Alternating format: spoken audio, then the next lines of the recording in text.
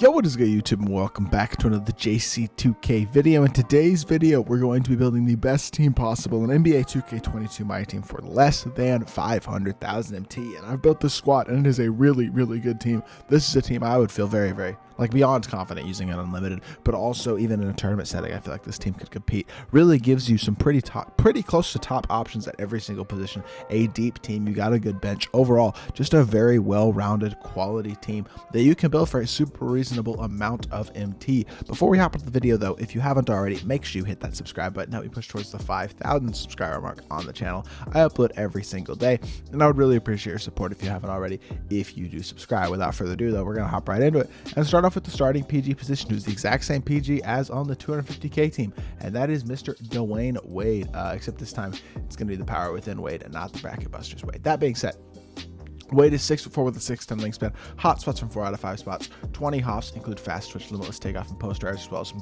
other good finishing badges, catch, limitless, and sniper, handles, quick first step, clamps, interceptor, intimidator, menace, pickpocket, and more. Also, it doesn't need very many badges. Brick wall, rim protector, that's really about it. Elite stats in terms of speed, shooting, dunking, defense, all those things are really, really good across the board. And he's got a really nice release. D-Wade release on quick is basically base 98 on quick. Very smooth, fast, easy to green release. It's one of the best releases on quick in the game. Quick dribble style as well. Kobe size up, so he's got great half-court sigs with the elite release and the elite stats and badges. Despite him only being 6'4", he is a very, very elite PG in my team. Also plays better defense than a typical 6'4" point guard with the 90 block, really good interior defensive animations, and a 6'10" wingspan. So overall, he's 63,000 MT, but he's totally worth the price for the starting PG position.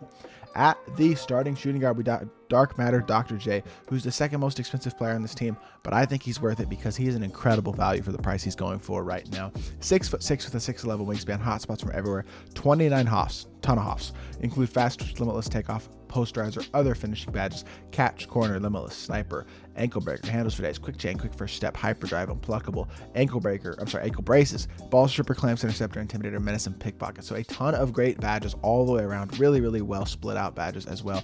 And he doesn't really need any badges added to him. Comes pretty darn complete, like very, very complete as a base card. 96 speed and excel, really, really great defensive stats on the perimeter and solid on the interior. 99 driving dunk, 94 shot 3, an elite release, which is really great release on quick. Y'all have heard me talk about this release on a lot of different cards in my team, and I'm a huge fan of this release, even on quick. Definitely a big fan. Quick dribble style as well. Kobe size up, Pippen behind the back, so he's got great half court and full court sigs.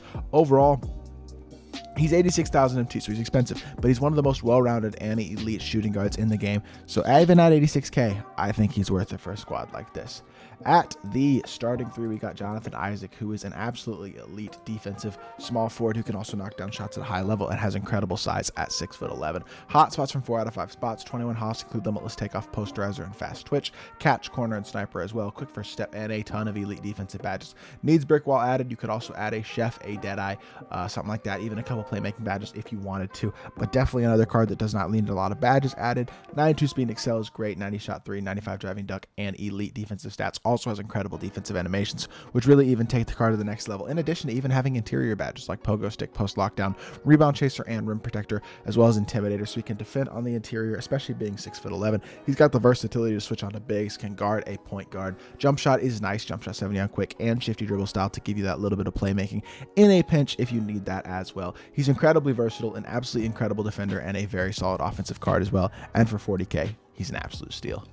At the starting power forward, again, I don't think this is a surprise, Jermaine O'Neal, and he's 100% worth his price as well.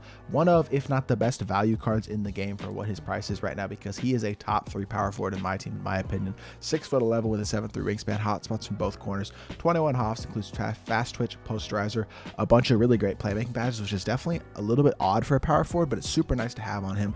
Also, half brick wall, interceptor, intimidator, post lockdown, rebound chaser, and rim protector.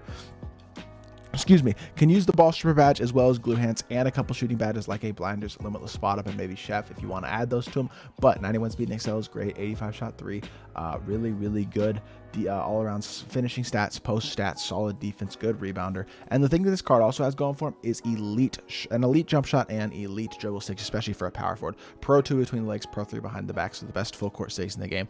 Also quick dribble style, Kobe size up, AI signature combo. 94 is a really good release on very quick, same base as Colin Sexton and Bingo Smith. Very, very solid all-around card. He just gives you incredible versatility with his ability to play make at the power forward position with his Hoff playmaking badges and great sigs. A really good jump shot, really solid defender. He's got great size. Overall, absolute beast for 48,000 MT.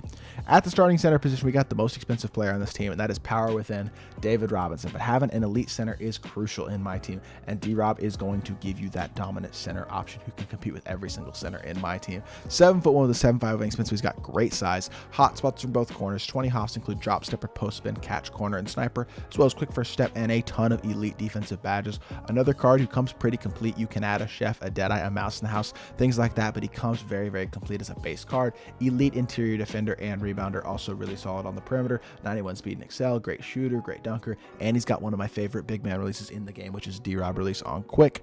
Movement is not good, but at the center position, I don't think that's crucial whatsoever. He is an absolutely elite center in my team, still one of my favorite cards to use, and he is 125,000 MT, so he's very expensive, but having that top tier center is very valuable, and D-Rob will get the job done for you. At the backup point guard position, we got Mr.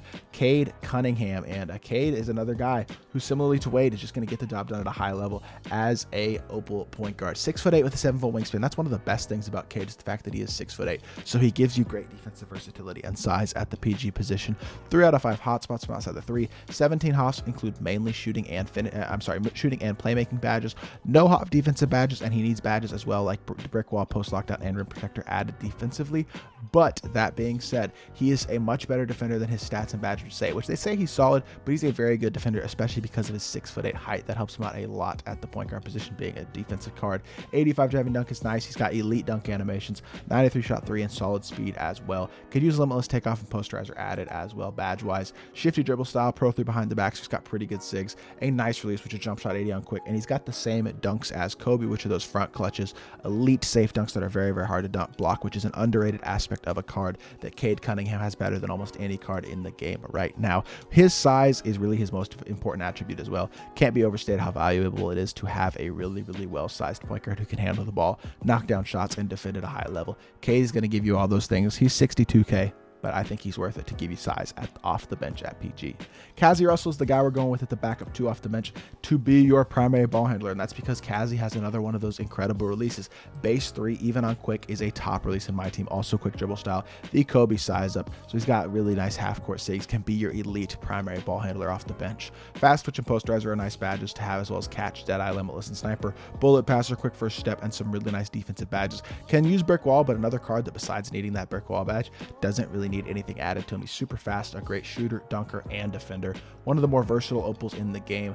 And like I said, animations are absolutely phenomenal. He is, what, 34,000 MT right now? But I think he's worth it to be your primary ball handler off the bench and give you an elite ball handler there as well. Excuse me. Ben Wallace is the guy that we're going with at the backup small forward position because of his elite level defensive ability. 6'9" with 7-foot wingspan, hotspots from both corners, 15 hops, and they're literally all defensive. Really comes incredibly complete on the defensive end. Also could use shooting badges like a limitless spot up, sniper, deadeye, blinders, and chef as well if possible. 95 speed and excel though is phenomenal. The 74 shot 3 is a bit low, but you add an opal coach to him, you get a shoe on him as well, and you are going to get that up well into the 80s, into the mid 80s, where he's going to be really a solid knockdown shooter. Incredible defender though. That's really his biggest strength. He's got great size and great defense. One of the best perimeter and interior defensive wings in the game. Has that versatility to guard 1 through 5, and a very fast jumper as well, which is super nice to have. Shifty dribble style, honestly, a very similar card to Isaac. He doesn't have the size of Isaac, but badge wise, he's just as good. And honestly, he's a very elite backup power forward for only backup small forward for only 13,000 MT.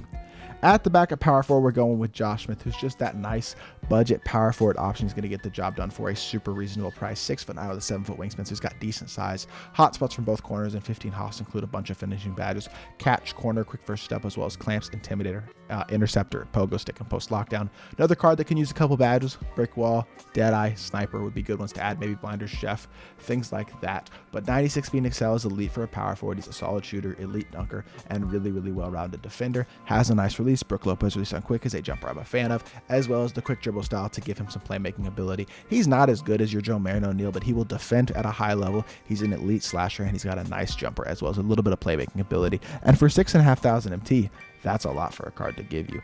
And then at the final backup center position, we got KP, who has been a staple in these squad builders because he is the best budget center in my team, in my personal opinion. 7'3" with a 7'6" wingspan, hots from all 5 spots outside the 3.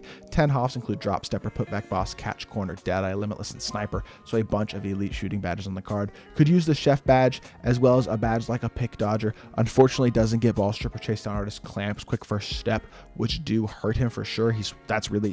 Obviously badge wise, missing those badges is a flaw. Also, defensive stats are not great and no half defensive badges. That is really made up for by the fact that he is 7'3", though. That helps him out a ton on the defensive end of the court, as well as a rebounder and an interior offensive guy to be able to mash. Not the fastest center in the world as well, but he's an absolutely elite knockdown shooter with a good release. Brook Lopez release, even on normal on a center. I'm a pretty good fan of KP's release. I think it's smooth, relatively quick, and super easy to green, and that is really what makes him an absolutely elite budget center, is his elite size and his elite knockdown shooting ability. And at 20k, he's the perfect way to round out this squad. So as y'all can see, this is a really good team. This team is going to cost you about 497 to 498,000 MT, right under that 500k mark, and is going to give you a team that I truly believe can compete with basically any team in my team, because it's got guys who can handle the ball, it's got guys who can defend, big centers who can knock down the open three-pointer and even contested three-pointers, just be really elite shooters,